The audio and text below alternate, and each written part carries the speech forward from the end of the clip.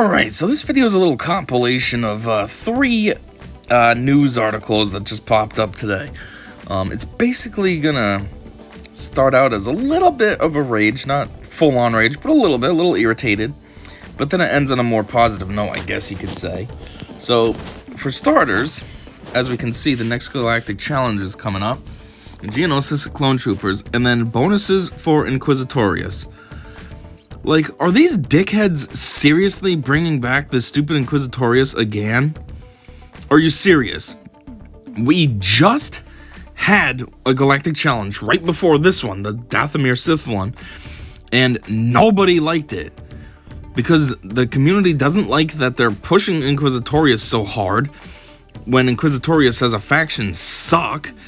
And that's like the whales and krakens. Never mind the people like me that don't have them 7-star, don't have them beefed up and all that. Like, this is absolutely insane and out of touch. Like, CG is just a bunch of dickheads anyways. They don't listen to the community. Who's the biggest community representative? Arnold. And what do they do to him? Shun him. They don't do Q&As with him. They don't let him have his test account anymore.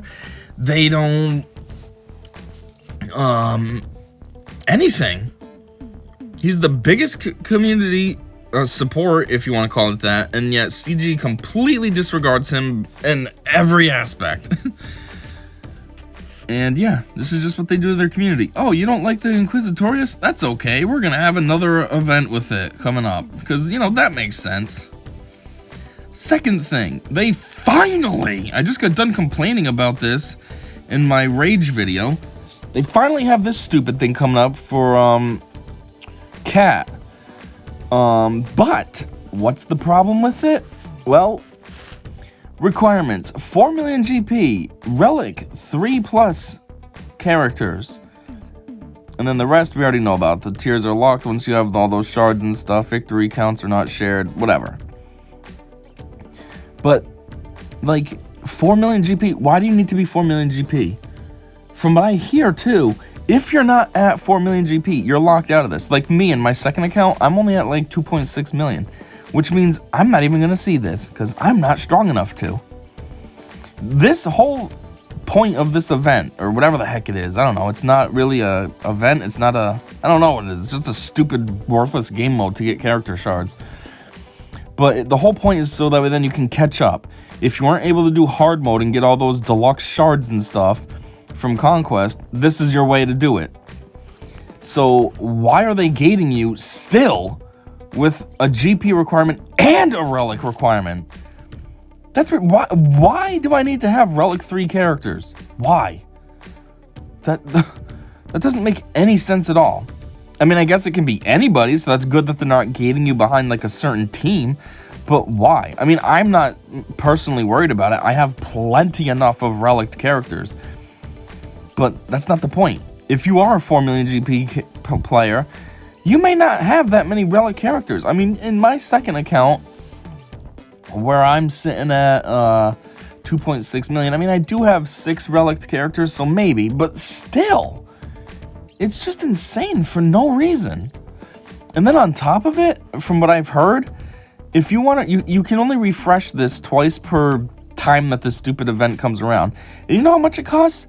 2,200 gems, crystals, whatever you want to call them, per refresh. 2,200! That's psychotic! I mean, when I first heard that, I literally was speechless. I hate saying that phrase, oh, I was speechless. But I literally didn't know what to say. I was so dumbfounded. Like, 2,200? Are you kidding me? Because at first when I heard it, I thought it said 220. I was like, okay, it's kind of a lot, but that's not bad. Then I realized after it was 2,200. I was off by a 0.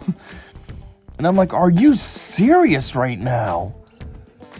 I mean, at that rate, though, I think of it as, well, they're gating you behind only two refreshes.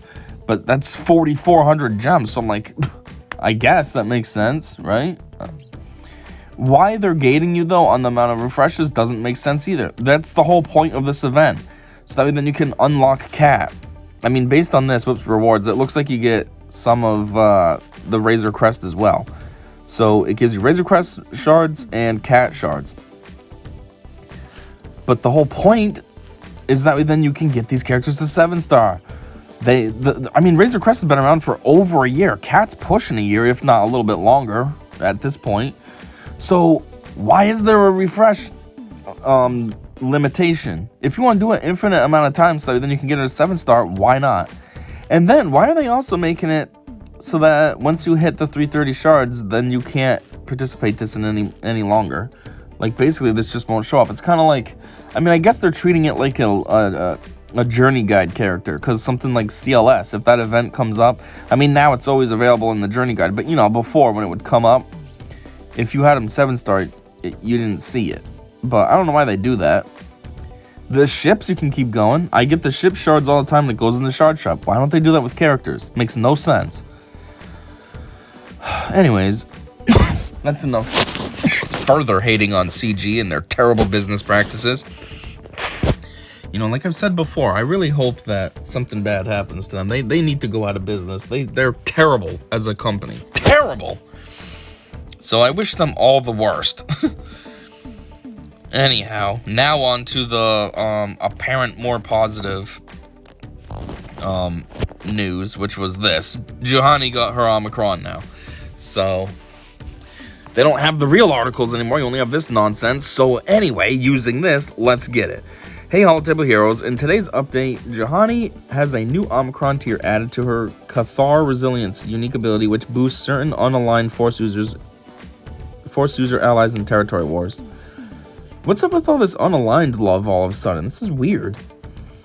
With the new Omicron ability unlocked, Juhani will start the battle with Taunt and introduces Redeemed, a new buff that will be granted to herself as well as random light side and dark side unaligned Force user allies, excluding Empire, First Order, and Galactic Legends. Wow, okay, so anything. Redeemed units gain speed, assist, and dispel debuffs on other redeemed allies, and gain turn meter when other redeemed allies are damaged. So, let's go find Juhani and get the real details on this, because, the article sucks. How many Zetas does she have? Just one, right? Okay, I'm in the 1 territory. Juhani. I didn't pass her, did I? I guess I did, because I'm out of the Zetas now. There she is. Juhani. Okay, Cathar Resilience. So what does this say for real? While in territory wars. Well, actually, first off, what is this really? When Juhani falls below 100% health, she recovers 5% protection for each active Jedi or Old Republic ally.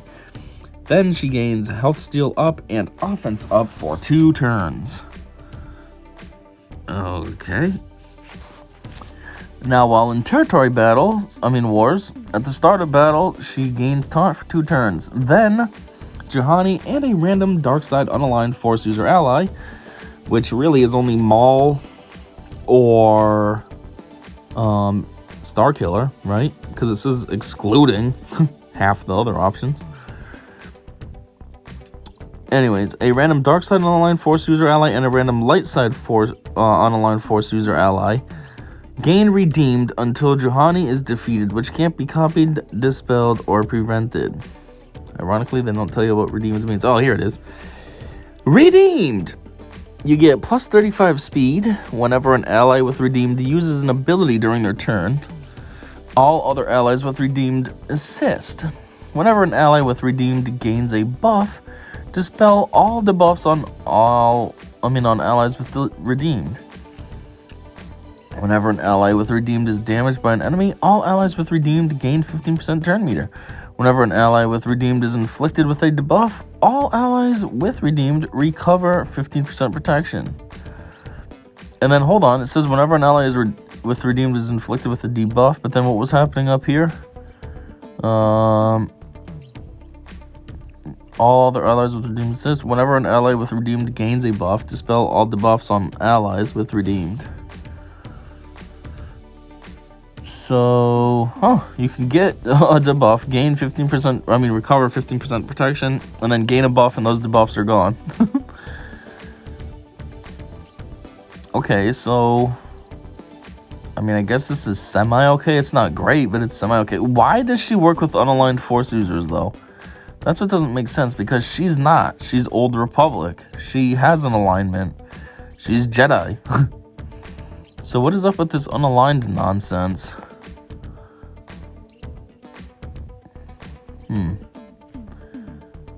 Well, anyway, that's all I got.